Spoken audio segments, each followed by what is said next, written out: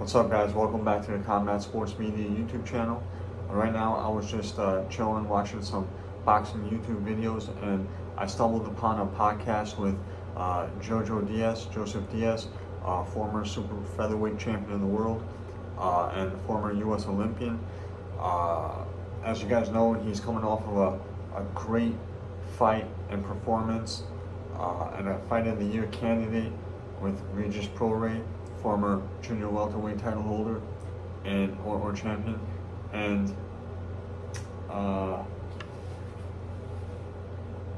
immediately sparked my mind that I have to make a video.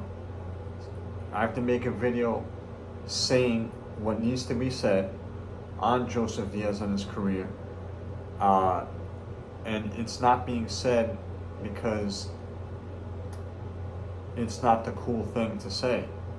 But the truth is, if you think a little bit, you realize that Joseph Diaz just showed and proved to the world and to the boxing fans that not only is he a threat and a capable fighter, but if he was to cut down to 135,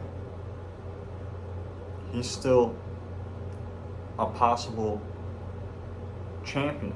He could still become champion. This fight was at welterweight.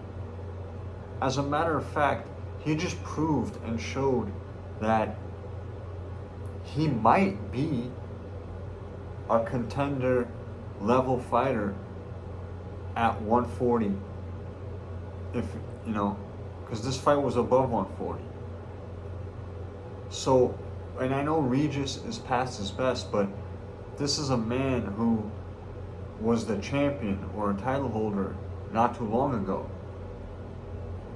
And for Joseph Diaz this is a weight that he didn't even belong yet.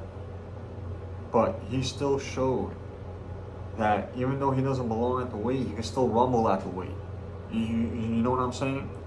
So forget about him at this weight. He showed that he could be considered a contender or possibly beat people at that level at 140. But if he was to cut down to 135 and be serious, he could still become champion. And that's not being said. It's I hear just talks of, oh, what a great fight, blah blah blah. Oh, a good win for Regis. You know, you barely made it through, but you know, you're gonna get a big fight, I'm sure. Nothing about Jojo. In my eyes, Jojo was the real winner after that fight, regardless of the result, because I could tell that he has more left in the tank than Regis does, and he did what he did at a weight that he doesn't belong at. So if he was to cut down to a proper weight class, he's still Joseph Diaz. And who knows, maybe in some ways he's better, because he was hurting Regis at welterweight. This guy wasn't doing things like that before. And I know Regis is way past it, but still, going into this fight, nobody even thought about the possibility of Joseph Diaz hurting Regis. So I just want to put it out there. Joseph Diaz is back.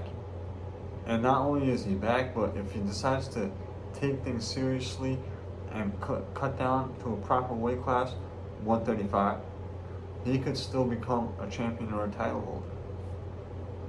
There you go, guys. Thank you for tuning in. I'll catch you guys soon.